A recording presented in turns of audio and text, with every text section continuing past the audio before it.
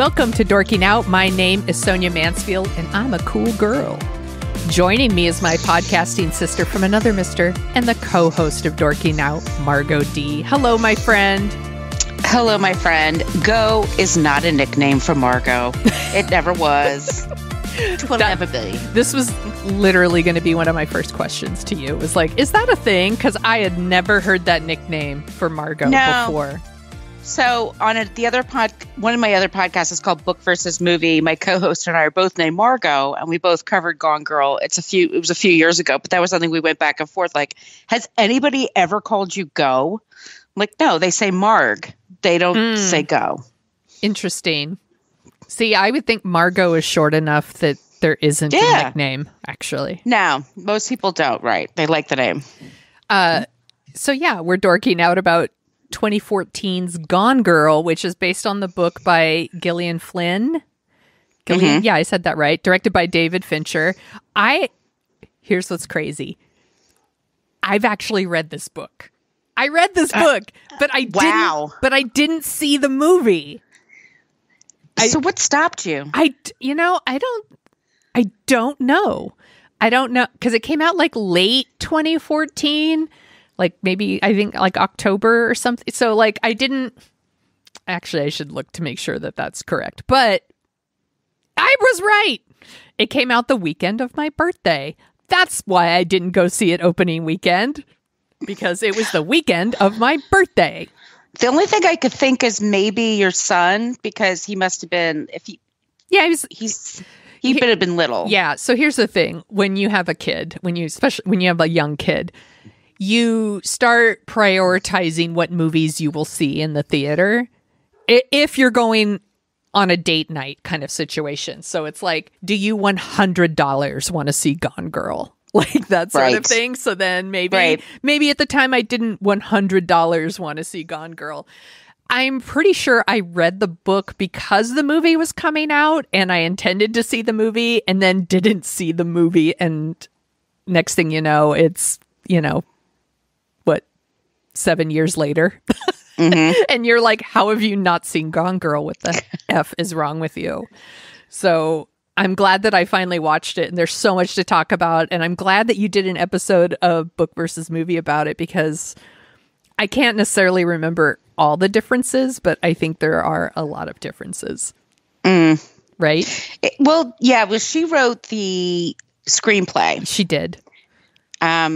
She was one of my favorite writers. She was at Entertainment Weekly. Yeah, I remember. She was a TV writer, and she was really good. She was one of my favorites. And then she got laid off. And her husband, it was the same thing. And then she had this idea for she's written some stories before. Oops, my cat's going to knock over the cat treats. Uh-oh. Excuse me. You're about to hear a crash.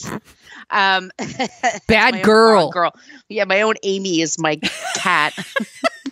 She hates me, but she wants her treats. Anyway, so she gets laid off. She and her husband work in the media. She has this idea, and she writes this great novel that takes off. It is. And then it's sold. It's so readable. It's compulsively readable. And this is why I'm glad we're talking about this, because it's one of those things people either think it's great or it sucks. Nobody just reads and goes, I don't remember it. Nobody reads and sees the movie and says, whatever.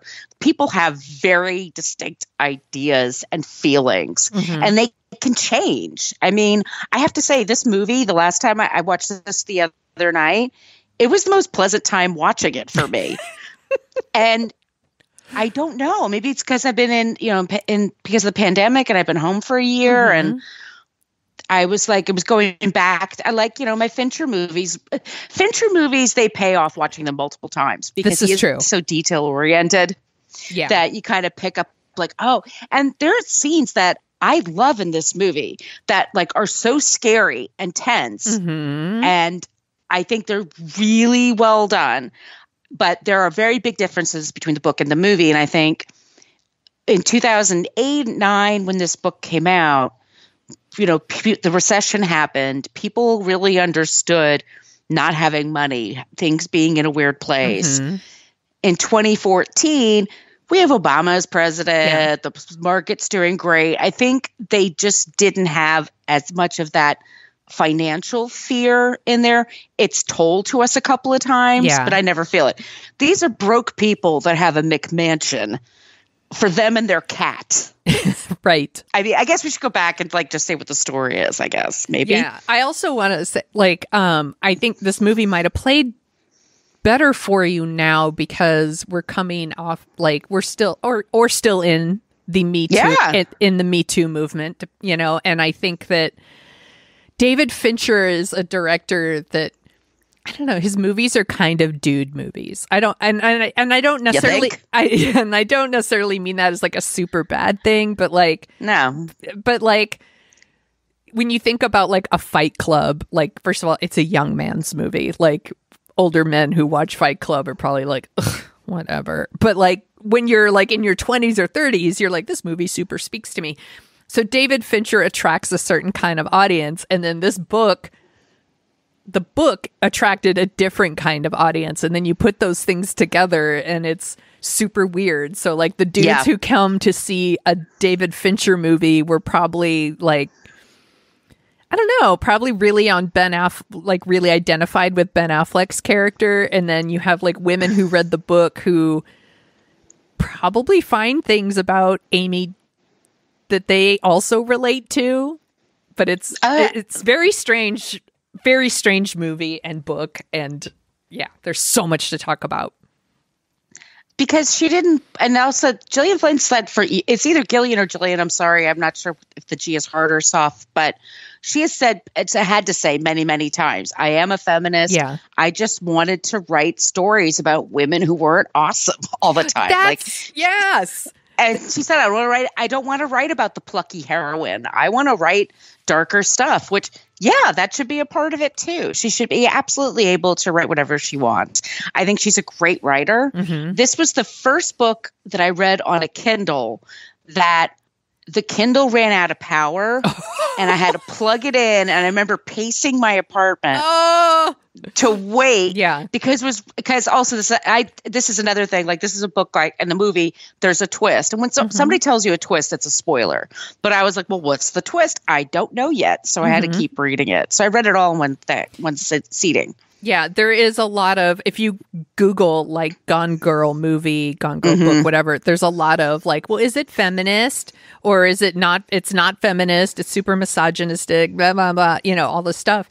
I shouldn't have said blah, blah, blah. I made it sound dismissive. No. There's good takes to be had on both sides. I actually think this movie's quite feminist, and because I don't think like you said, not every woman needs to be like a plucky survivor. Like, right. You know, Amy doesn't need to be representative of all women. She's Amy. And she's fucking evil like anyone else. Like Patrick Bateman in American Psycho isn't representative of every man. Like, or the Joker. People bend over backwards with Joaquin Phoenix's Joker. Just so much empathy for him. Mm-hmm. And then this woman, I mean, okay, she's not great. I mean, you know. Okay. She's not great. I wouldn't put her in charge of anything. I wouldn't turn my back on her. Certainly would never piss her off if I could. But she's not that bad at that. But she's brilliant. I mean, and so people want her to use her brilliance and her good looks and her wealth because her parents pissed that away. Mm-hmm. But it's hard to find empathy for her. But then I have a ton of it because that's like, I worked in magazines too. I was laid off. Yeah. I know what it's like when the recession hit. I remember like having 6 clients and then went down to 2 clients a month because everybody dropped their budgets. I remember, you know, these kind of people at New York parties. I knew people who moved away. And this is what New York is going through right now. A lot of people have moved out of New York, gone to the suburbs because they're like, why am I paying $4,000 or $5,000 a month for an apartment where I can't do anything? Because might as well have a house with a backyard. Yeah. So I think it's much more relevant now. Yeah. Relevant, not virulent. Jesus Christ. I am. By the way, we decided that this one needed it's a cocktail hour. This is a cocktail hour. So we're both having some wine. So if by like the 40-minute mark, you're like, what is happening? That's what's happening. just keep up with us. We're on our first class. Like, I think Amy is a fascinating character. Yes. I really like this movie, and I really like the book too. And honestly, I think they're very different animals. And what I think maybe got lost on some people who super hate the movie or think that it's not feminist is she is someone who's like kind of controlled by a lot of different people. Like her parents wrote a series of like children's books, and they're based on her life, but they always like made it better. So it was like, I tried out for volleyball, but I didn't like it, so I quit after 2 weeks. But Amazing Amy, the book series, she joins the varsity team. Or like they always just like kind of one-upped her life. And I felt like there's like this shitty thing that, I don't know, they like kind of co-opted her life. And then she totally, they commodified it. They put money on it. And then so she grows up like probably resenting this character. Yeah. Like it has her name. Yeah. It's not even like they had the good manners to like call her something else. I mean, they call her the Amazing Amy. And then she's married to Nick. And then she says, Nick, sorry, but mom and dad have run out of money. They're having a lot of problems. So I gave them my trust because that's really their money. It's like, no, it's yours. Yeah. They gave it to you. But she's trying to make them happy because that's probably just she's an only child. She's very beautiful and very successful. I mean, from appearances, you would think she's perfect. And then that's what part of what Nick falls for is this presentation. Yeah. And she does the same thing that like we all do. And he does it too. When you're first dating someone, you're not dating like the real person, right? You're dating like their best representative. You're not that charming. You're not that nice all the time. Like I love to tell the story about like the first couple of dates my husband and I went on. We would have dinner and then we would split dessert. And I think it was like the third or fourth date. Like I was like, do you want to split dessert? And he's like, I have to be honest with you. I don't really like sharing my dessert.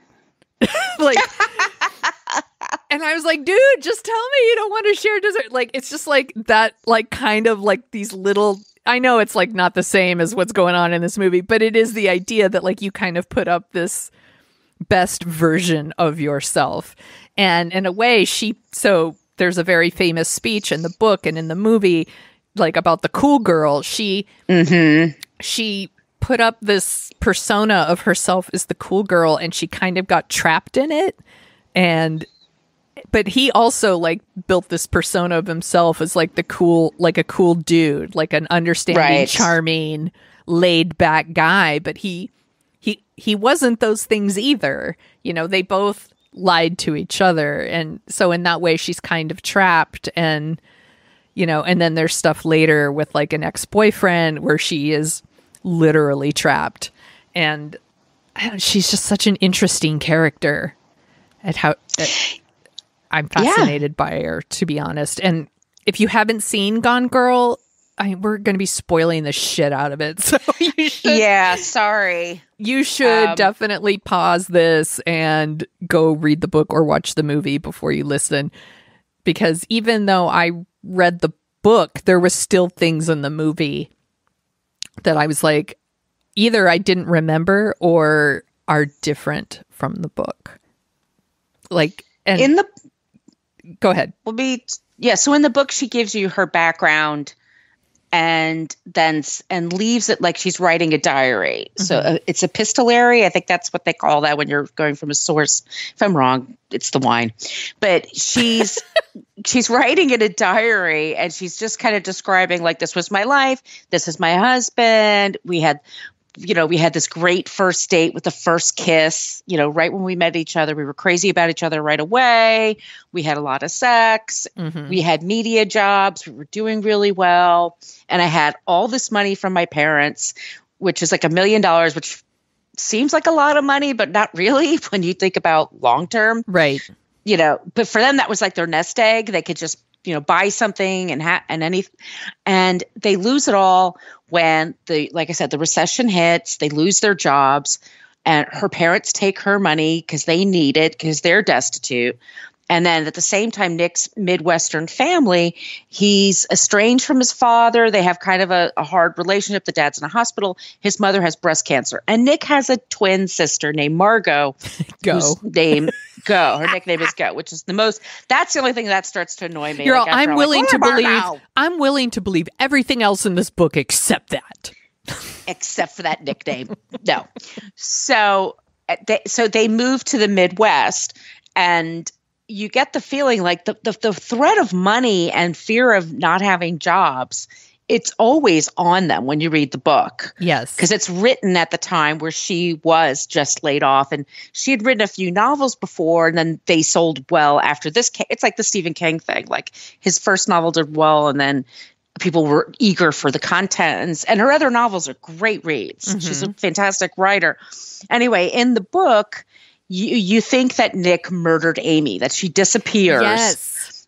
And it's all becomes like, okay, like Scott Peterson and all these famous murderous men that killed their pregnant wives, their pretty blonde wives, like were dead. And it's played against the background of CNN and Nancy Grace and Hard Copy and all these tabloids.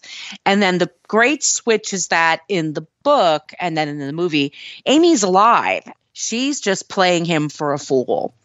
And in both, her whole thing is she's going to set him up to get the death penalty. Yes. And she's going to then kill herself. Which that part of the story, I'm like, she's too narcissistic. She's not going to kill herself. At no point do you actually buy that she's going to kill herself. No. But in the meantime, so money is, like I said, is always the constant worry. With whatever money they have from selling their apartment in Brooklyn, which they sell for nothing, which I know that neighborhood they filmed in, and I know that building, I'm like, that's a knife in the gut. That's like a samurai kill to lose money on that apartment. That should be. Samurai you would never get over that.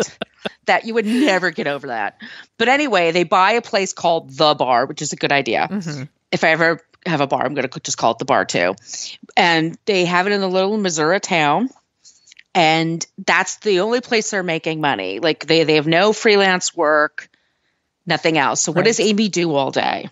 Amy makes friends in the neighborhood. Amy's trying to find a life for herself there. She's bored shitless. And her mother-in-law dies of breast cancer. And she's sort of like, well, what do we do now? What's going on? So she fakes her death. She has a few $1,000 on her. And the whole thing, like I said, she thinks just by the time he's arrested and he's going to go to trial, she'll kill herself. Mm-hmm. And that'll, whatever. She goes to this place, this like, it's a place where it's a residency, but it's like by the day or by the week. Yeah, it's some sort of weird like lodge. It's a weird mishmash. It's like not it's like a step above a trailer park, maybe. Like you're like renting a vacation, like a cabin or something. You're renting a cabin, but you wouldn't do it with a family. Do you know what I mean? No. Like it looks sketch. Yeah. And that actually part of the book and the movie, I think the movie realizes that part really well. I am terrified every minute she's there at that lodge.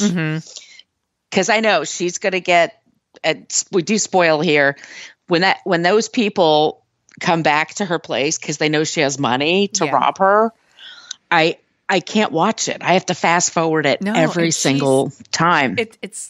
And that scene is really frustrating because Amy is really, really smart. And she did the wrong thing by letting them in.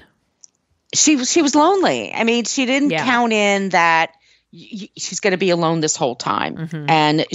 And she just kind of like fell for their friendship for a second, and they weren't her friend. Yeah. So she then, and there's also a thing with an ex-boyfriend that she accused of rape. Like, also not great. Not a cool girl doesn't do that. Let's just say what cool girls do and don't do. Not that. But correct. She has an ex-boyfriend, Desi, and Desi's obsessed with her, and he's rich, and so she's at her wit's end. She has no money. She has a car. She's got like a stack of quarters and a few bucks. And that's it. And she just takes a risk and calls him. And he's living in St. Louis. And he goes wherever she is, wherever she's stuck, and brings her back to his place. But then he tries to be controlling. Yeah. And he's played by Neil Patrick Harris. And he's really, really good in this. He's always good. He's always believable what he's doing. Yeah. He's always enjoyable to watch. He's really good. Oh, we should say, so it's Ben Affleck. And he's like a perfect Nick. Like he does seem like that guy who'd be like charming at first, and then you're like, what an asshole. Like he is that guy. And then was it Rosamund Pike? Rosamund Pike. Yeah. Rosamund Pike. She's so fucking good. She's brilliant. I think she's brilliant. She should be like the biggest star right now. It's fucking Did you bananas see to me. I Care a Lot? Not yet. Okay. It's a little similar. I think you're going to get some similar vibes from her there, because that actor, that character, also doesn't give a fuck about anything. Yeah. Yeah. It's on my list. You should definitely check it out. So she's now with Desi, and all this time the police are breathing down his neck because all this evidence is starting to come out. Like Amy, it's now one of Amy's friends in the neighborhood is played by Casey Wilson. She's so good. Mm-hmm. Where she go, that was your pregnant wife, Nick. What were you doing? Turns out Nick was teaching media also at the local community college. Was stooping one of the students. Of course he was. And of course, because it's 2014, it's one of the Blurred Line girls. That's, right. From the Blurred Lines video. She's the girlfriend. Go is furious because she was like, he kept a lie from her. But yeah, he's sleeping around. He's broke. His wife disappears. And there's luminol in the kitchen, which, traces for blood. It does not look good for Nick. In the book, it really, like that first half of the book, you think Nick is like an unreliable narrator, basically. Right. And like, you really think like he might have done this. That is never in play in the movie. Right. And I still think the movie works. I wondered about that part. But they still do make him like he is like such a... He's a douchebag. He's a douchebag. Exactly. Such a douchebag. And like he cheats on her like the morning of their anniversary. That's the day she turns up missing. He was going to ask her for a divorce. I'm like, you're going to ask her for a divorce on your anniversary, you fucking asshole. And I wrote in my notes, I'm not saying I agree with what Amy did, but I understand it. There's certain things I totally, I understand that anger and how you want to punish someone and she wants to hurt him. And obviously this is to the extreme. Obviously, I'm not saying like we should totally fake our deaths and, make fake rape claims. And no, I'm not saying any of those things. I'm just saying like, it's okay to hate him. He's a prick. He is a prick. And so the police are following the clues. He hires and CNN really plays it up. Amy's missing. Her parents show up. They set up a website and they do all the things like, the media starts to do. Yeah. And then he hires Tyler Perry as his attorney. And Tyler Perry, who knew he could act? I mean, I've seen the Medea movies and they're fun. He's really good too. Everyone's really good. Really in this movie. Good. Yeah, it's filled with Missy Pyle plays the Nancy Grace type anchor. Celia Ward is in this movie. Yep. It's filled with really great people, and so Amy is with Desi, Neil Patrick Harris, and there's a scene where they're both in their underwear. It's a sex scene where she cuts him up. Mm-hmm. And it's so gruesome. Oh my God, is it gruesome? It's like out of any horror movie. Yeah. Like it's really intense. I didn't expect that. Let me just say. I was not expecting that. We should also say it's on Hulu right now. I don't know if you watched it on Hulu. Yeah, that's where I watched it. Yeah, so it's streaming right now. So they go, he's at his wit's end. He gives an interview. He kind of comes across a little bit better.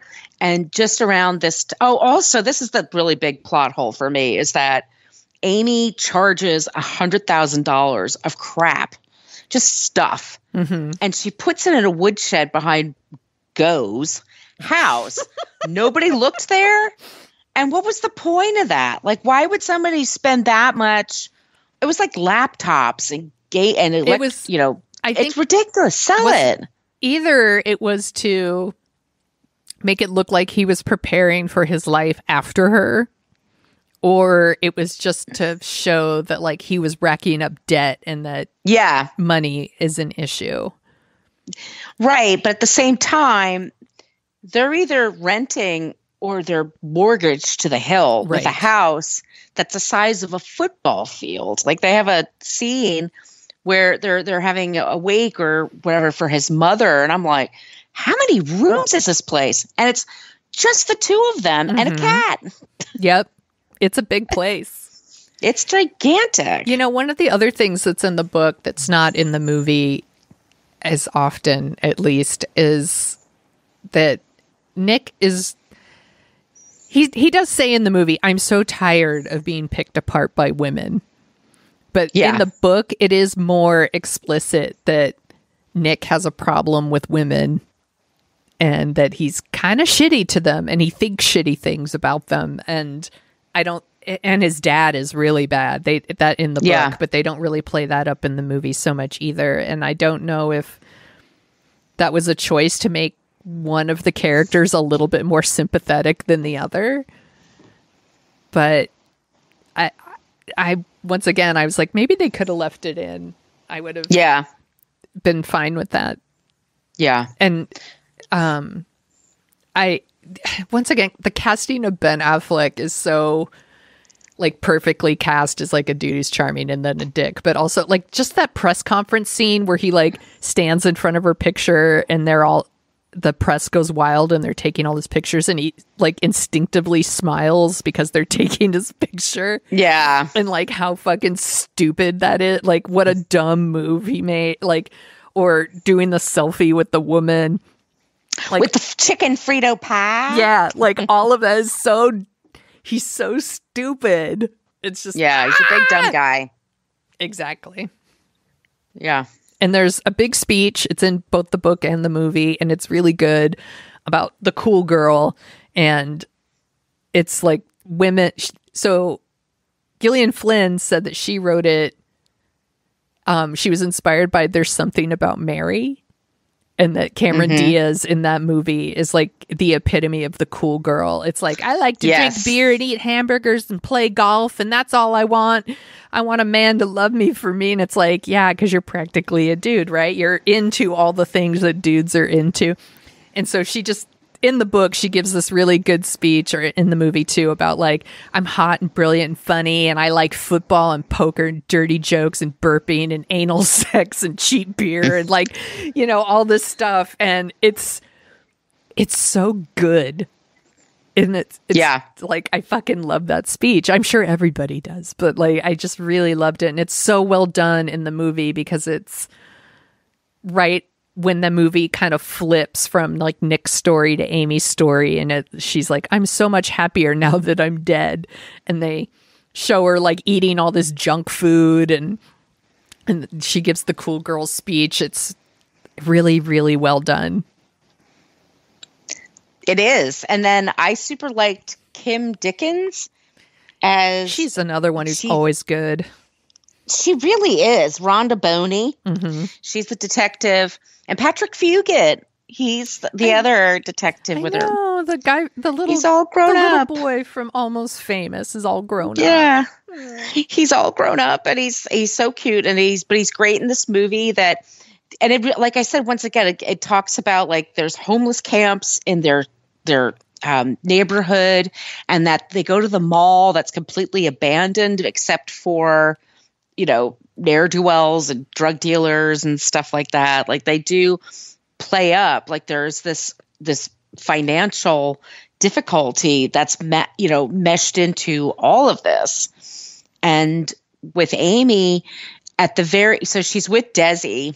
Let's go back a little bit. Yeah. She's with Desi, and she sees Nick on television talking about their marriage. And yeah, it wasn't perfect. And I certainly wasn't that great to be married to. And I really regret that. And I'd really, if she would, if she's alive, I want her to come home. I want another chance. And Amy's like Twitter pated. Like, she's so excited.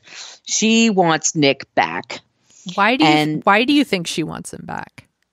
I don't, it just fit her narrative. Yeah. That he was her hero. And so she wants to go back to him. And then in the book, she comes back, and then the press goes away. And then Nick and Amy are writing like competing books. Mm-hmm. They're in the house together, but they're not sleeping with each other, but they're writing sort of competing books. And so she's looking over her shoulder. He's looking over his shoulder. But in the end, I think what we're supposed to believe is that they're kind of resigned to be together. Mm-hmm. Like, no one else is going to understand. Seriously, no one is going to understand me as well as you. Yeah. Like, you're the yin to my yang. So let's make this work. When she comes back to him, and she gets out of the car and she's all bloody. It's so over the top. Probably just the way she wanted it. And then she collapses in his arms like something out of a movie. Like, oh, and everyone freaks out and they do their interviews and all this stuff. And yeah, they're like living in the same house, and and also she goes to a sperm bank and like gets his sperm that he had frozen there and gets herself pregnant. So she kind of traps him with a baby as well. Mm-hmm. Yeah. And I know a lot of people hate that ending. I think they want this like Fatal Attraction ending where she gets super punished or something. But I kind of like this end. Not kind of, I do. I actually really like this ending. And I think he kind of wants to stay with her. Like, it's not, I don't think he wants to do it just for the kid. I think he kind of wants to stay with her.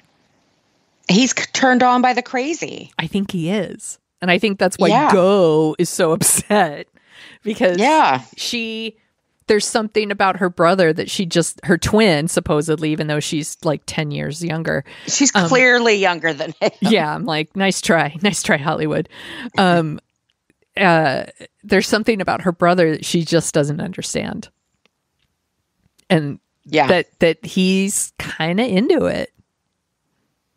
It's such a good ending. I really like it. Do you think Nick and Amy would still be together? I do. I think so too.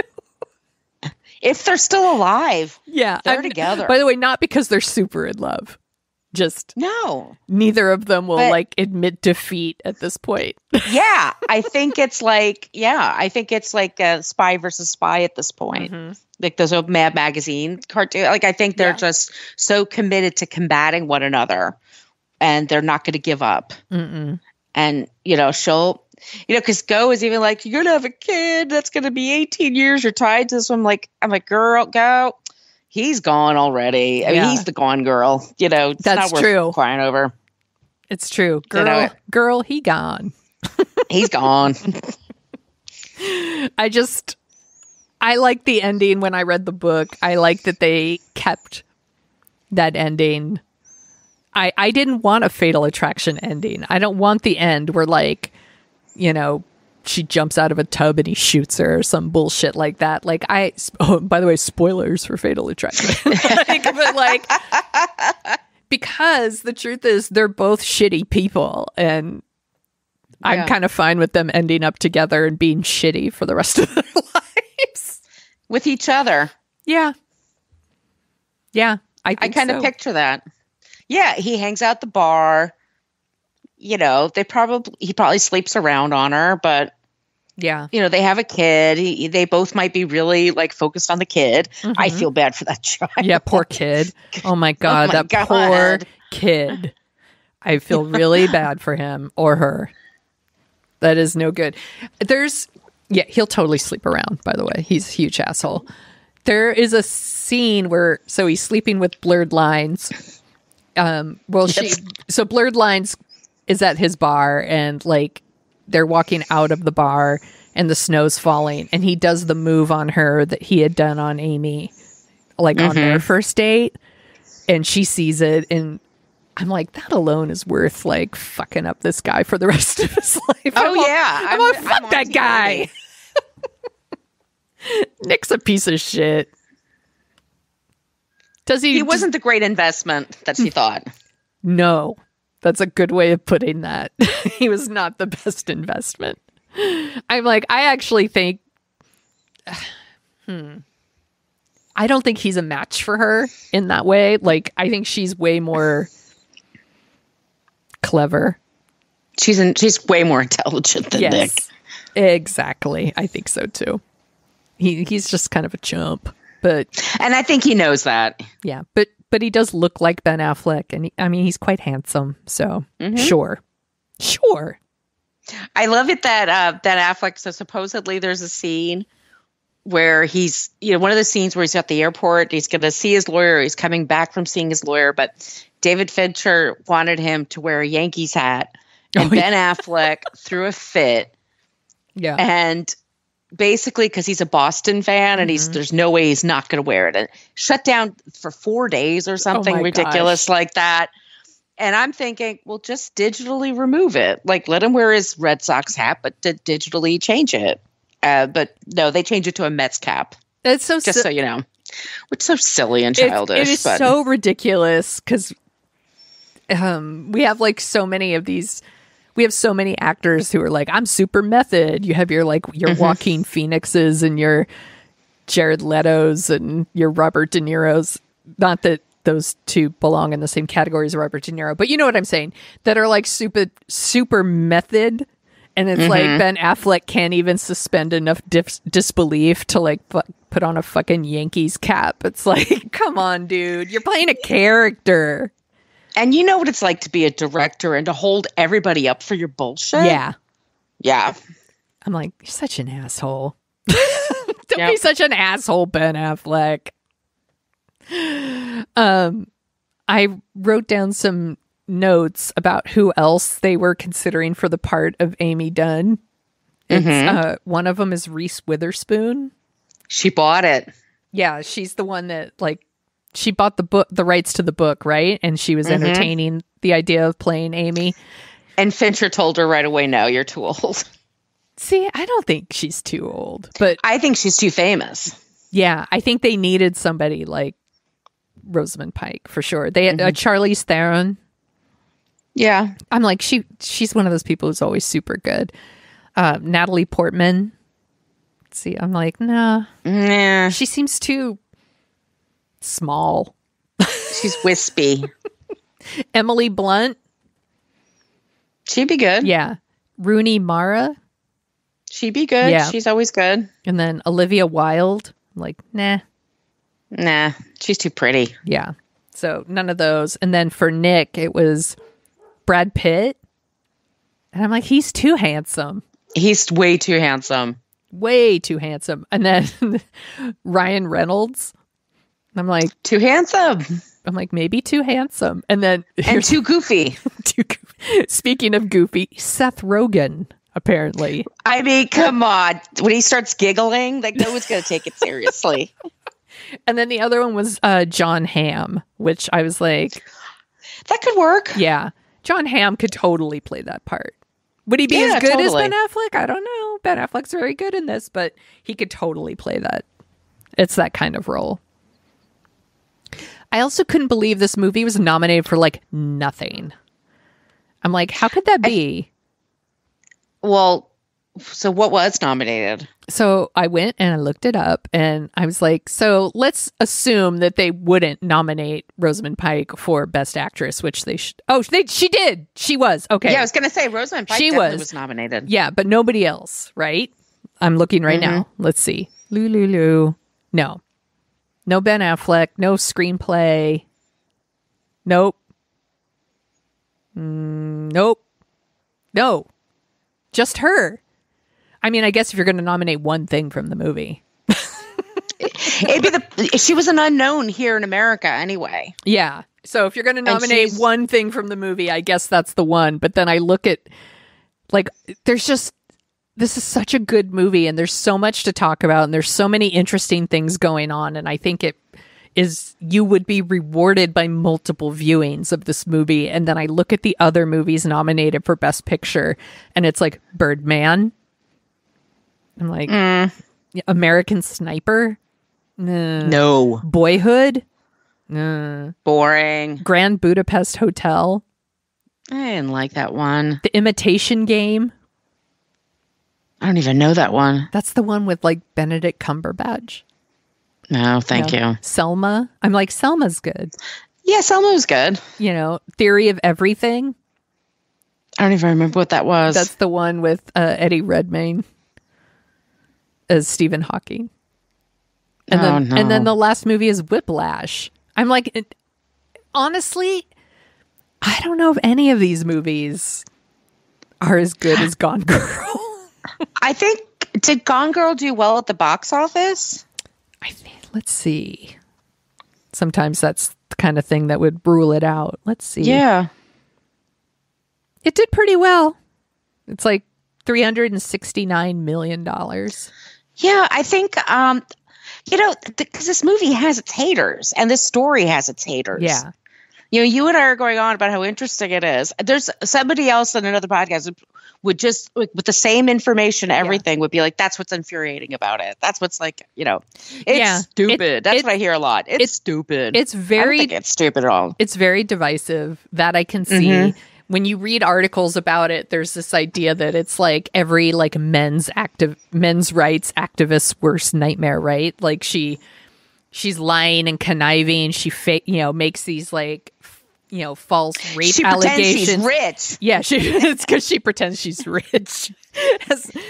Fakes and likes blowjobs. Yeah, and makes false rape stories and things like that. Like there is a lot about it that's like really fucked up, but that's what makes her so interesting, because we don't have a lot of female characters like this. We have a ton of male characters like this, but not female characters. And I think that makes it interesting, because she is a monster, but she is the product of a lot of stuff. And like I think you nailed it when you said like how people are willing to bend over backwards to make the Joker sympathetic. Yeah.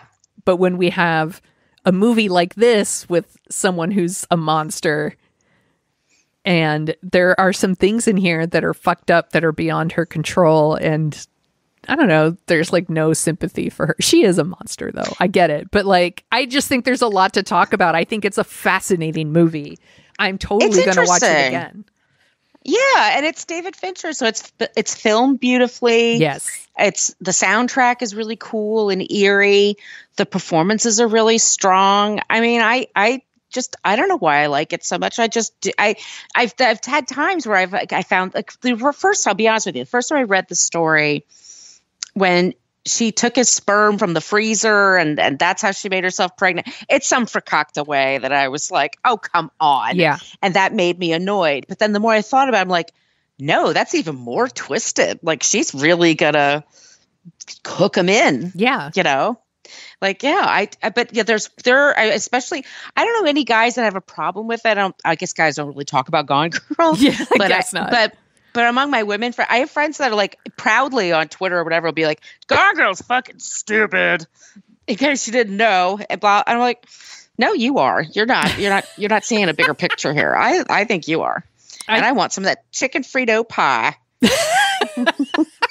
I just think that there's so many movies out there that are, I don't know, you see them and you're like, well, that was something to see, as your friend Aaron would say. That's something to watch. And it's a thing to watch. Yeah, it's a thing to watch, but it also has like so much to say, and there's so many different ways you could approach this movie and think about it, and you could watch this movie from a different character's point of view every time and get something different. I think this movie is legit great, and I really, really like it. And I don't always love David Fincher movies. I love Zodiac. I think Zodiac is amazing.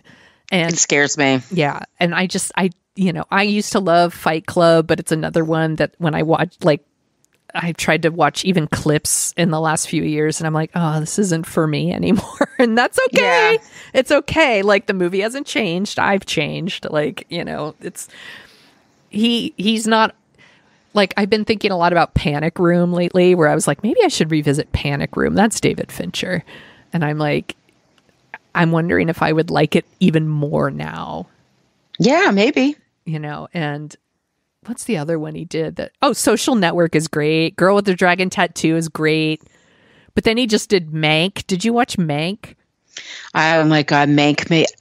How boring was that? How hard was that to sit through? I didn't even watch it. Tedious. I didn't even watch it because I heard it was fucking boring and stupid. It's not. It's just so tedious. Yeah. And that's telling a story of, like, a not complicated man. I mean, man was very talented, but was also an alcoholic and just played by somebody 10 years, 20 years too old for the part. Shit, right.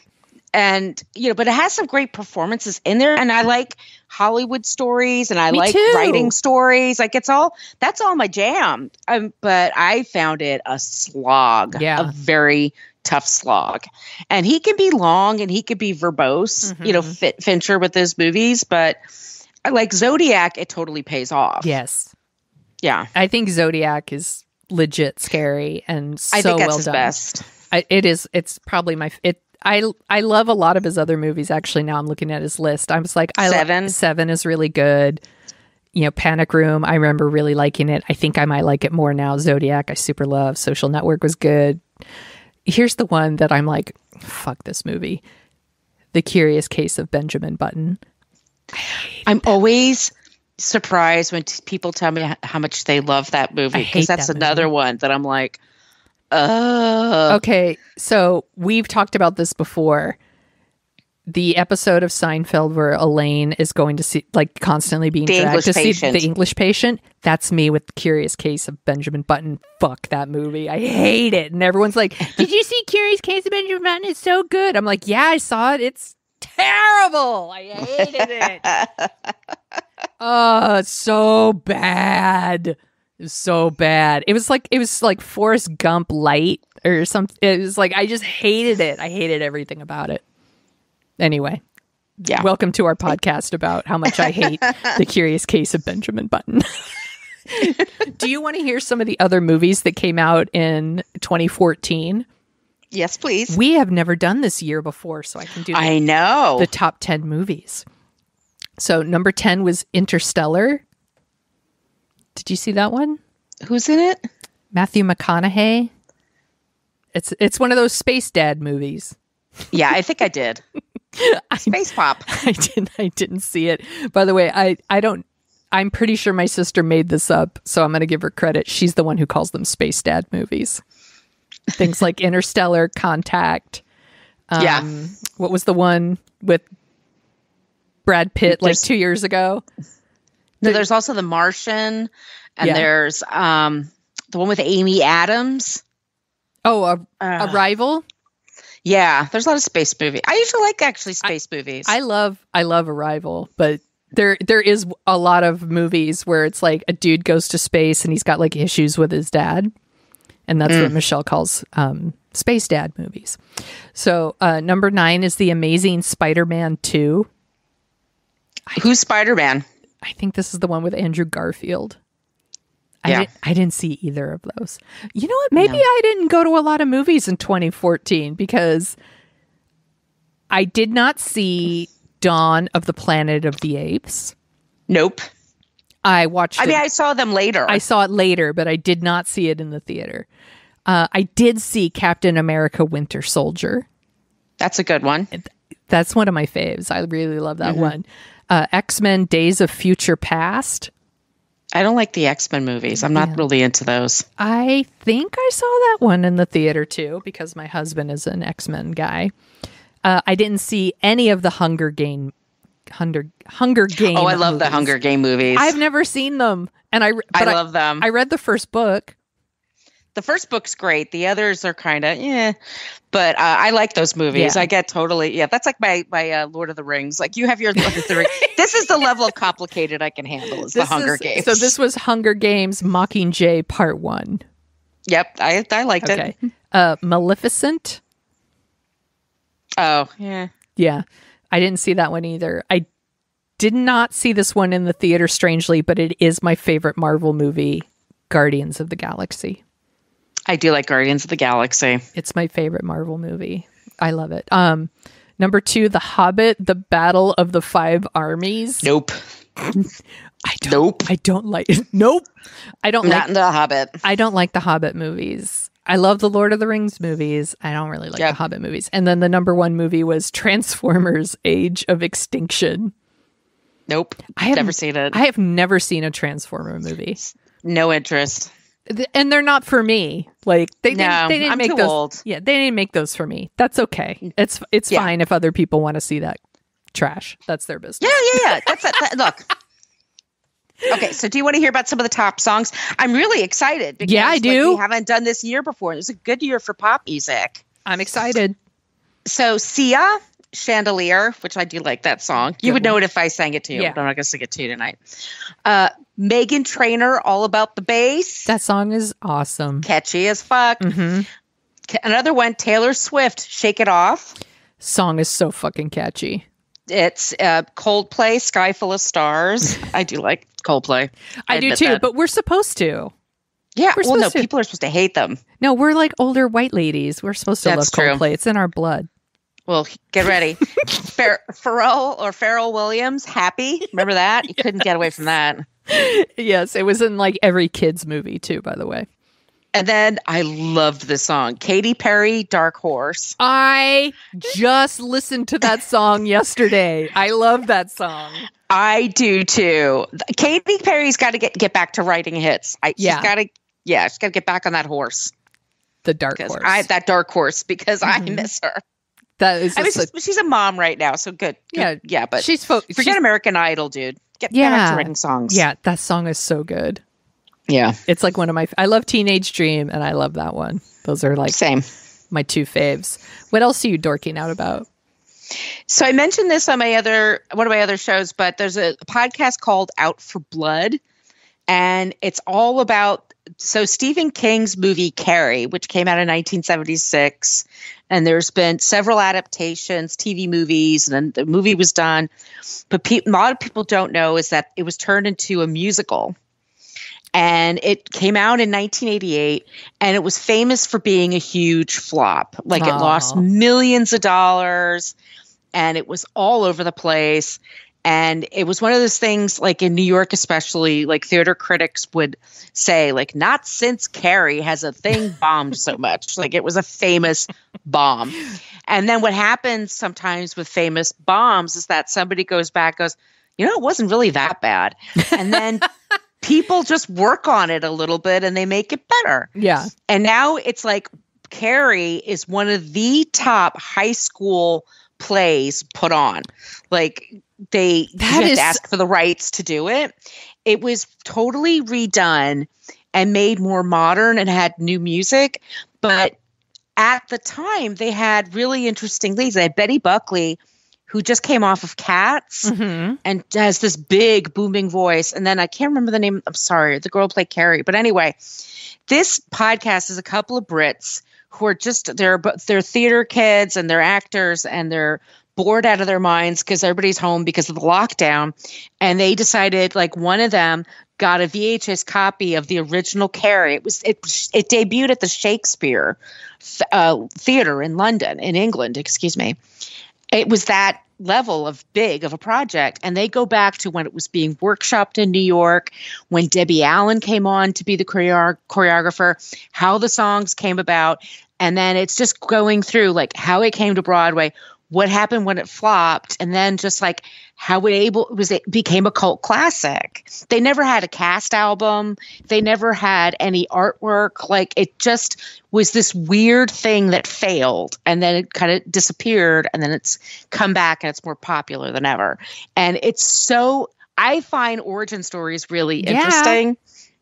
And I love people taking an idea, like for book versus movie, we're doing Cats. And I'm like, Andrew Lloyd Webber read these cheesy poems about cats and then turned it into this cheesy play. But it's one of the most popular things in the world. I have never seen Cats. I just did for the first time. I didn't watch the movie. I might know I might know some of the songs just by osmosis, but like I don't. Yeah. But I like that stuff. I just find that really interesting. So it's called Out for Blood. I had no idea that Debbie Allen worked as the choreographer. That's fascinating to me. Well, they had a deal. So it was the Royal Shakespeare Company. So it started, the whole production was based on the fact that it's going to be workshopped in England and then come to the States. And so half the cast and crew had to be American and exactly half had to be British. So she's part of the American half. And Darlene Love was in this. What? I mean, yeah, I know. This story is crazy. And the set nearly killed people, and people like supposedly booed loudly the first night. Like it's insane. This story is just batshit. Who and so pays all this money to go see a musical, then boos people? Come on. I have seen so much crap on Broadway I would never boo. But I mean, that's part of the lore. Did they really boo? Yeah. Who knows? It's just, yeah. But anyway, it's fascinating. I find that really, that's what I'm dorking out about. Yeah, that's a good recommendation. I just keep picturing now Debbie Allen going, this is where you start paying in blood. Sweat. I love Debbie Allen. Me too. So I am late to this party, as I usually am. And then I'm the first to leave the party. But I saw Promising Young Woman. Isn't it great? And it is so fucking good. I figured this is like a good double feature with Gone Girl, actually. Like if you watch Gone Girl, maybe you would also like Promising Young Woman. This movie is fucking bananas to me, and I think it's so good. And it's Carey Mulligan as the lead, and she is a woman who I don't want to spoil too much. I'll just say that like her thing is she goes out and she pretends to be drunk and lets men pick her up. And I'll just say that. Maybe I'll just leave it there. But some of the dudes that she lets pick her up, it was almost like a list of like nice guys. And I think that's for a reason. You know, it's it's like an Adam Brody or like the guy who played Mick Lovin and, you know, stuff from Superbad, of course. And she's so good in this movie. And it didn't go where I thought it was going to go. And I feel like movies don't always really surprise me. And I was so surprised and I just was blown away by her performance in it, that it's such a good movie. And I also saw Judas and the Black Messiah. And I thought that one was really, really good. Did you see that one yet? It's on HBO Max. It's on my list. Yeah, it's the performances in it are so good. I had watched a documentary a couple months ago about the Black Panthers. And so I was a little familiar with the story, but like to see like more details, it's about a black guy who gets arrested and the FBI uses him as an informant to infiltrate the Black Panthers. And it's really, really well done. And I highly recommend that one. So if you have HBO Max, it is on there streaming for free till the end of the month. Okay, well, I'm going to make sure I check it out. And I know you're watching Alan versus Pharaoh. Oh my God. After last night's episode, we are going to do I have no doubt that this is going to happen. At some point when that documentary series wraps up, we'll do a special bonus ep for What a Creep. Yeah, if you like the sound of our voices, we also co-host the What a Creep podcast. And Woody Allen was one of our creeps that I think that one ran last year. Maybe we'll release it again. Yeah. But it's one of the ones like people either really agree with us or Woody has his fans. Yeah, some people get really upset. Yeah. We definitely got some 1-star reviews after that episode. For that and Roman Polanski, which I'll die on that sword. No problem. I just know how to pick them. Those are both episodes that I was like, I'm going to do these two famous directors. And then people are like, fuck you, 1 star. But, or they mention my cackle. Yeah. Or mine. It could be either of our cackles. I don't know. 1 star. Lady made me not want to watch Roman Polanski movies. Wah. Anyway, it's really... It's on, that is also on HBO Max, and it's really, really good. So HBO Max is worth it. It's fucking killing it. It is killing it. It had a weird launch because we had HBO Plus, we had HBO Now. It was too much. HBO Go. Like I had too many. Yeah, it's there the was one app. Diet HBO and Light. HBO Light. HBO Kids. It was all this crazy crap. HBO No, Zero. they had a really great backlog of documentaries, especially like HBO really puts out a good documentary. They have one that's like a 5-part series on Jane Fonda. That's amazing. Ooh. That's on there too. I was watching that the other day and I was totally sucked in. They also have a bunch of stuff from Turner Classic Movies on there. Yep. There's it's like an embarrassment of riches. Like you could ditch some of your other channels and get HBO Max. It's worth it. I would say, yeah. And I was almost going to ditch Hulu. And then all of a sudden I started going through Hulu. Like, they have really good movies on there. They have some good TV shows. I'm like, I'm not going to lose Hulu. No. In fact, I'm going to be upping my Hulu because I just found out Sling is dropping our local sports channel. So as I tweeted, well, bye. Bye, Sling. You're fucking out. Margo, where can people find you on the internet? You could find me on social media at Brooklyn Fit Chick for Twitter and Instagram. And my blog is brooklynfitchick.com. And you can find me at thesoniashow.com and The Sonia Show on Twitter and Instagram. And Dorking Out, you can email us at dorkingoutShow@gmail.com. And you could send us requests. You could get stickers. We have adorable stickers. If you like us and want to give us a review on Apple Podcasts, we wouldn't say no. It would really offset those 1-star reviews we get for talking shit about Woody Allen and Roman Polanski. This was super fun. I am so glad that you finally got me to watch Gone Girl. I'm kind of kicking myself for not watching it earlier. So thank you, Margo. You're a cool girl. I am a cool girl, and I'm going to go make me some chicken Frito pie.